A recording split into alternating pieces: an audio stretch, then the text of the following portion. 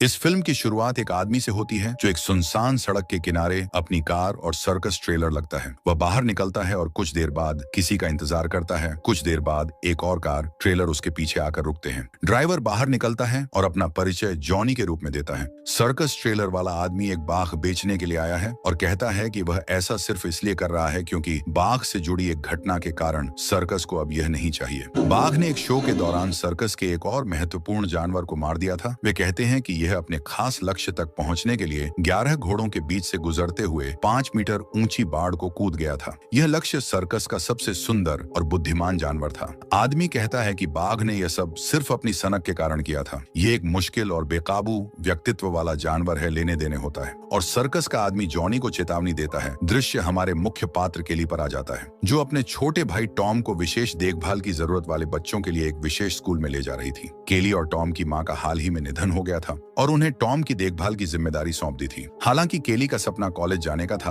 और उसने छात्रवृत्ति अर्जित की थी। हालांकि उसके लिए अपने भाई को वहां छोड़ना बहुत दुखद है, लेकिन वह जानती है कि उसे ऐसा करना होगा, अन्यथा वह टूटे दिल के साथ छात्रवृत्ति खो देगी। केली अपने भाई को अलविदा कहने की कोशिश करती है, लेकिन जब वह उसे छूती है तो टॉम, जिसे छुए जाने से गंभीर समस्या होती है, वह बहुत तनाव में आ जाता है और चिल्लाने लगता है। उसी समय स्कूल का एक अन्य कर्मचारी आता है और प्रिंसिपल से कुछ फुसफुसाता है। वह केली को यह कहते हुए जानकारी देती है कि उसने टॉम के रहने के लिए जो चेक इस्तेमाल किया था वह अपर्याप्त धन के कारण वापस आ गया है। शर्मिंदा केली कहती है कि उसे कोई जानकारी नहीं थी और उसने अपने अकाउंट मैनेजर को फोन किया। उसने बताया कि उसके सौतेले पिता ने कल सब कुछ निकाल लिया और उस अकाउंट को बंद कर दिया। अगले दृश्य में हमें पता चलता है कि केली का सौतेला पिता जॉनी था, जिसने उसके पैसे से टाइगर खरीदा था। वह घर और पूरी संपत्ति को अपने सफारी पार्क में बदलने की योजना बना रहा है। कुछ घंटे पहले टीवी और रेडियो समाचारों ने बताया कि एक प्रमुख श्रेणी 3 तूफान उस क्षेत्र की ओर बढ़ रहा था जहां वे रहते हैं। इसीलिए जॉनी घर के सभी दरवाजों और खिड़कियों पर मजबूत बोर्ड लगा रहा था। केली आती है और जॉनी से कहती है कि वह सारा पैसा नहीं निकाल सकता था, क्योंकि उसे टॉम को विशेष स्कूल में रखने और कॉलेज जाने के अपने सपने को पूरा करने के लिए इसकी जरूरत थी।